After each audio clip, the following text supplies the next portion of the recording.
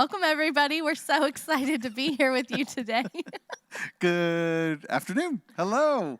It is Tea Time Thursdays. So I have to tell you, Pastor Brian was watching himself in the TV. Yeah, we can see ourselves right there. And he was like, if you blink, you can see yourself blink. So that's what we were doing before we got on here. It's just a little bit of a delay. You don't get to see that, right? Oh, my goodness. Like, if you ever close your eyes in front of the mirror, you don't get to see it. I feel like they want to know why every time we come on here, we're laughing. So here's your little insight on what we were doing. All kinds of behind-the-scenes stuff that happens here. So welcome. This is our time to pause in the middle of the week. What kind of a week are you having? What's going on with you? And to share that, to share what's happening, as well as to talk about what God is doing and what God is doing this Sunday. So, Sorry. So thanks for being here. Thanks for being here, and we are. Yeah, I don't know what else to say. Thanks for being here. Okay. Thanks for spending your lunch with us. We're excited about that. We still haven't brought our lunch. I can't. I mean, I feel like that would just be. You'll hear all the chewing and all the stuff, right? Oh, it'll be like we don't want to do that. Never it'll mind. be like what are those ASMR videos that people listen to fall asleep? You know what I'm talking about? You seen those? No. Yeah. People put microphones while they're like cutting lettuce or something, and so you hear the lettuce cutting sound. I don't think Alicia likes lettuce very much. She just left. So all right, so actually what's going on is she got something caught in her throat. It's all the donuts she ate this morning. So anyway, we're just going to keep right on going. Hope she's all right. And the scripture for this coming Sunday, right? So we're actually finishing our little thing. This Sunday is the last Sunday of Geared Up for Life, our walk through Ephesians. I'm glad about that because accomplishment. But I'm also going to miss it. I really have been enjoying it. I really feel God lighting me up on the inside to, do this work and talk about it. But this particular Sunday is one of those verses that a lot of people have heard. People talk about this passage, sing songs about it when you're a kid in Sunday school. This might even be a passage that kind of lives outside of the church too. Like it gets that much airtime. And it is the armor of God. Do you have it? It's the armor of God passage. We're not going to read the whole passage this morning or right now, come Sunday. But the passage describes, hey, put on God's armor. And then it describes like each piece, like one of them is the helmet of salvation. But before it gets into that, it says what we're about to read right now. So this is Ephesians 6. Where does it? Verse 15? 10 through 12. 10, yeah. There it is. 10. Go. Okay, you want me to do it? With feeling. Okay. I didn't eat any donuts today, just so you know. Boy, that was important. Finally, be strengthened by the Lord and his powerful strength. Put on God's armor so that you can make a stand against the tricks of the devil. We aren't fighting against human enemies, but against rulers, authorities, forces of cosmic darkness, and spiritual powers of evil in the heavens. Right. So who are we fighting? Yeah. I got it first. Who are we fighting, friend? Right. There's a lot of fighting going on around there. Yeah. I mean, you see it, you hear about it, you read about it. I get mad at people. I'll read a thing, I'll be like, oh, why did someone do that or say that or not do that? I've had people attack me, right? And want to respond. And every once in a while, I will. I'll write that email and actually send it. I usually don't, but every once in a while. But who are we actually fighting? Sometimes I feel like we're fighting, in some fights, our inner self. Oh. Because... Oh, Alicia going deep. Not really. Oh, my goodness. Because sometimes I think the fights that we think we're having aren't really fights. And so we have made this huge thing in our head that's a fight. And really it's fighting the inner part of us because we have some insecurity, or we don't feel like we're enough, or Yeah. I feel like I fight my inner me a lot more than I should, right? Because I should just trust that me and my inner me trust God and follow his path. And So you're saying sometimes the inner me is the enemy? yeah. Nice. Yeah. There's another t-shirt right there. So, but so deep, right? I mean, that is so true. There's this thing that we do where sometimes the negative emotions that we're having, especially as a response to what someone else has done, is we're actually bringing in something, from a bad memory or an unresolved conflict or just childhood pain. I mean, all kinds of stuff. We're carrying it with us so often, and it can just show up because, oh, you said that thing, or you made that face, or you also ignored me, or whatever it is. Or we had a disagreement that the other person just thought it was a disagreement, and you were like, I maybe made it way bigger than. Yeah. And they went home and went to sleep and was, never thought about it again, but I was still carrying it.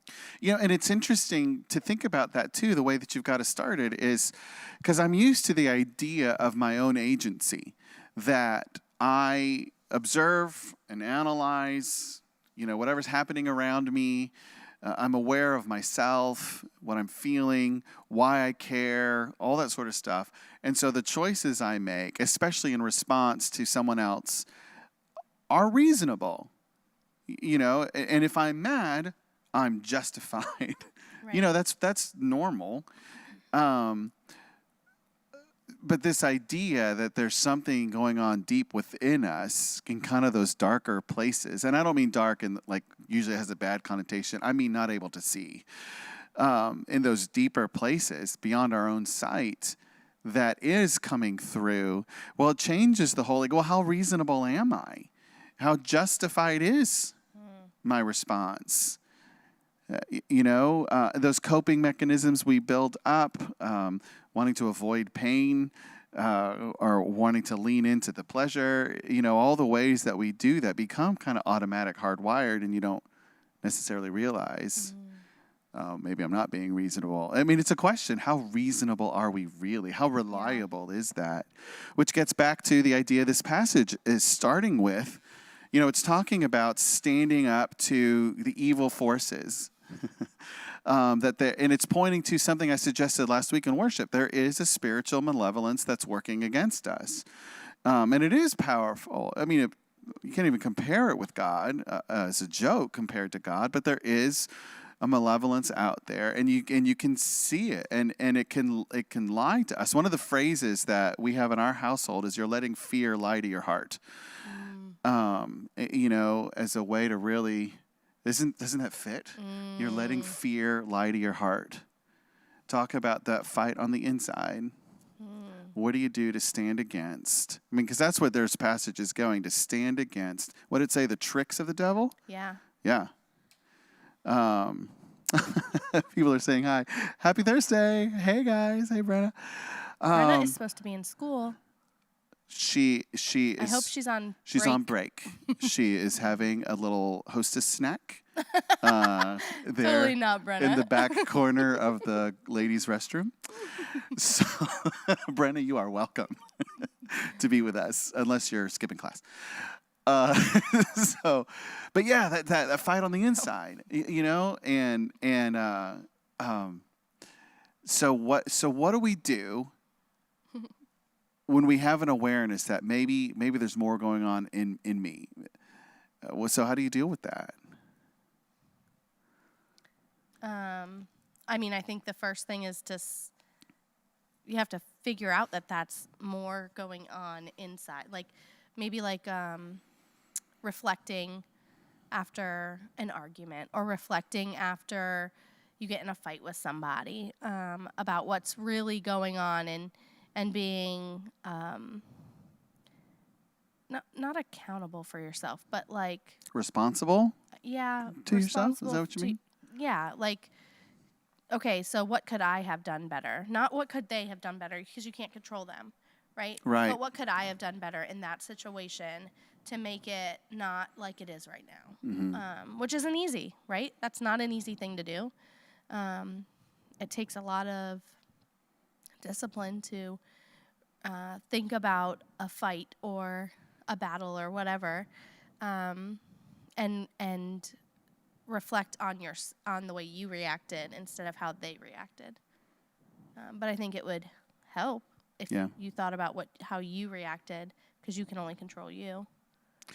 And I think about this because this whole section of the text, these last several weeks, is inviting a reflection. Is inviting a reflection. Like we've talked about truth and time and just some real deep concepts, power.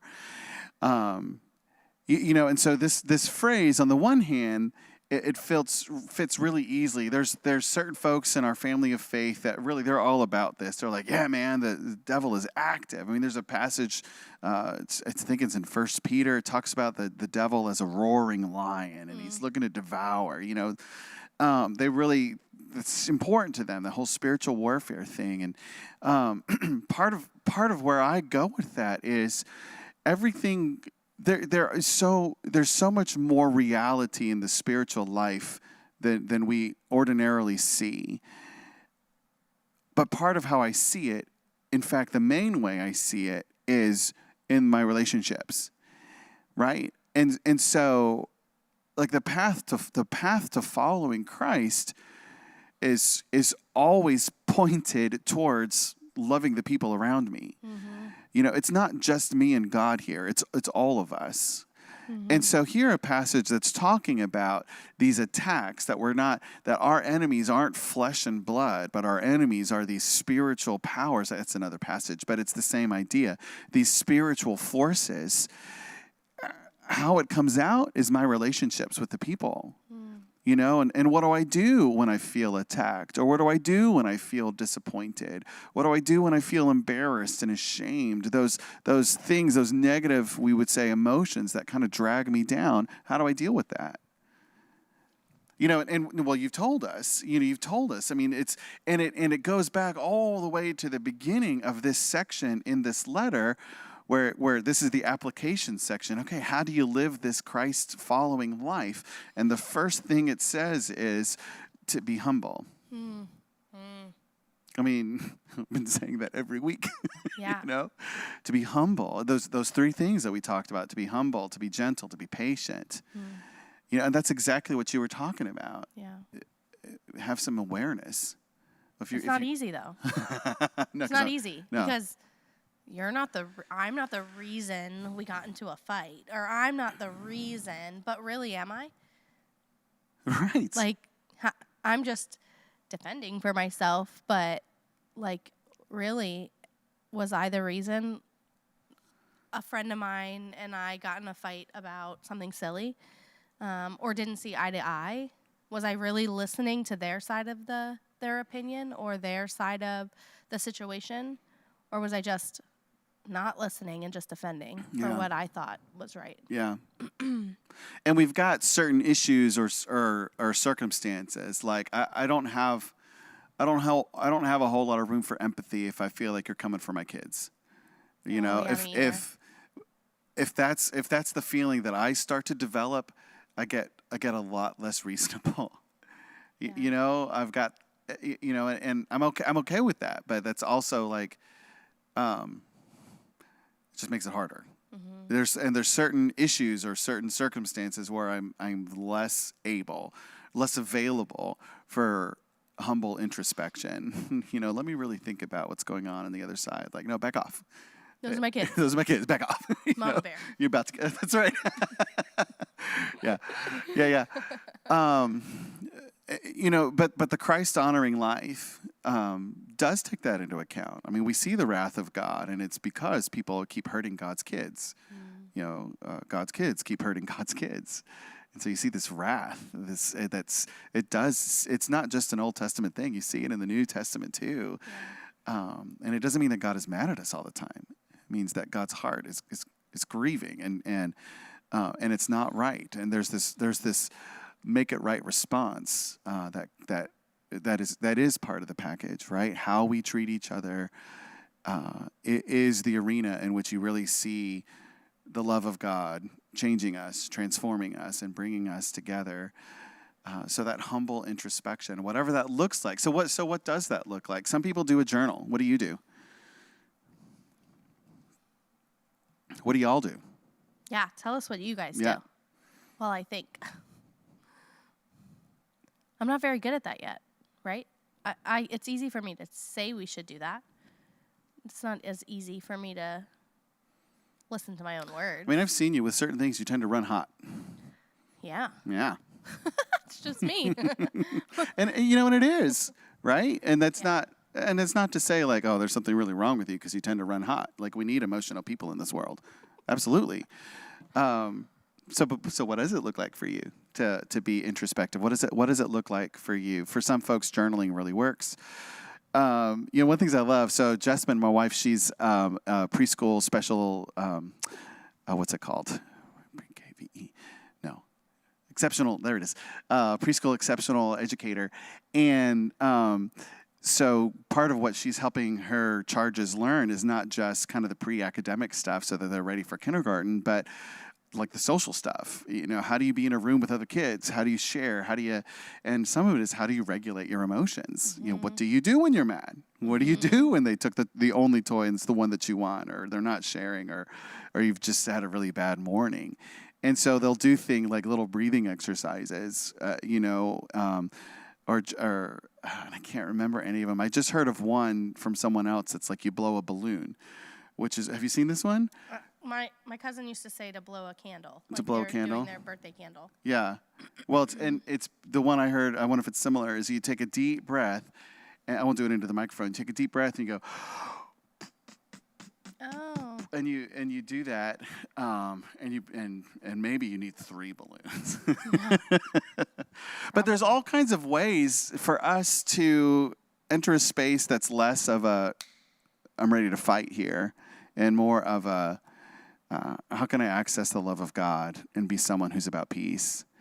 Yeah. And the way this passage goes, and we'll talk about this more on Sunday, is it then describes these pieces of armor, and in the day, I mean, their picture of armor would have been informed by the Roman, by the soldiers that they would have seen, right? So picture that in your mind, like a Roman soldier, and that's the image that's driving this. And each piece of armor, though, has a value attached to it. So it's not just a shield, it's a shield of faith. It's not just the breastplate, but a breastplate of righteousness. It's not just shoes, but shoes of peace. It's really fascinating the way that what we would see as fighting gear is actually something different. Yeah. It's spiritual and lovely and beautiful. The sword is the sword of spirit. You let the Lord fight your battles, kind of a thing. It's beautiful. It's amazing. I saw some folks have been putting some stuff on here. Yeah, I got it. Would it be righteous anger? Would it be righteous anger? Yes, Sonia. I think part of that is it's so easy for me to defend my righteous anger. And sometimes I'm right. And I am pro anger. The Bible lifts up, hey, get angry, just don't let it lead you to sin. Deal with it. Yeah. Don't let it fester. Don't let it linger. Let it teach you. Let it guide your soul. Don't let it ruin your soul. Yeah, don't let it ruin your soul. Yeah. I'm curious about that righteous anger thing, Sonia, because I feel it, but I've also felt it when I've been wrong. Yeah. Where I got so keyed up because I knew I was right, and I was, but I wasn't. So, yeah. And Jeff said taking it out with a trusted third party helps. Then I can go back and have unbased, introspective thoughts. And here's the thing. Jeff's a great guy to do that with, right? So if you don't know Jeff, hook up with him. He's mine. Get his phone number. Talk about stuff Actually, like I've been meaning to ask you for his phone number. Hey, Jeff, hook me up, bro. Send me, what do you call it? It's not a DM. That's like a dating thing. What is this? Messenger. Send me a message. I'm not good with this stuff. Private message, PM. That's the one. That's the one. But he's right? Yeah. Like finding someone that is not somebody that's not in the situation that you can vent to, right? Not only vent to, but then you can listen to someone that is on the outside, that isn't in the heat of the moment, isn't in the situation with you, and they can say, and it has to be someone that you trust and you value their opinion, because if you just hear it from someone else, just random, you're like, all right, so she doesn't agree with me or he doesn't agree with me, whatever. But if it's somebody you trust and somebody you care about and somebody that you've built a relationship with, then you would listen to their side and humble yourself more to that person than just a random person you're venting to. Well, part of it, too, is you want someone who loves you enough to disagree with you, who's going to hold you accountable for maybe you're not being humble, right? And Jeff, you are one of those guys that, you're good at that, too. I would say you are, too. The story that you were just sharing this morning, one of the conversations that you had, you're good for that. You're good for that. Those people are out there, and you're certainly welcome to give us a try, to call us, let us know how we can just help you walk through some of the stuff you're going through. Jeff's got a book recommendation. I'm always good for another book. We don't need any more books while we're in school. I just had to order 4 more. Yeah, man. Jeff, thanks. Guys, check that out. He says it's really good, so that means it's really good. So here's what I'm hoping, though, in just this conversation that we've had. I mean, this is something we all deal with, and it hits us differently. Some folks run hotter than others, right? But there are those people that we encounter, and maybe they're the people that we live with because we spend the most time with them that, something happens, they say or do something, and we feel like now we're in a fight, and maybe we are. So how do we find a righteous anger? How do we find a holy love that leans towards truth, that keeps us motivated, not so much for me to take back the ground I lost because you hurt me, but for us to come together. The ministry of Christ is a ministry of reconciliation. How close can we get to that? That's awesome. We need Jesus. We do. We all need Jesus. We do. For So we'll be talking more about this, more about fighting and more about armor and God's love this Sunday. So we hope to see you joining us 9:30. We're online. If you're local, can come to campus. Also 9:30. That's our contemporary service. Our 11 o'clock service is our traditional one, kind of kicking it old school.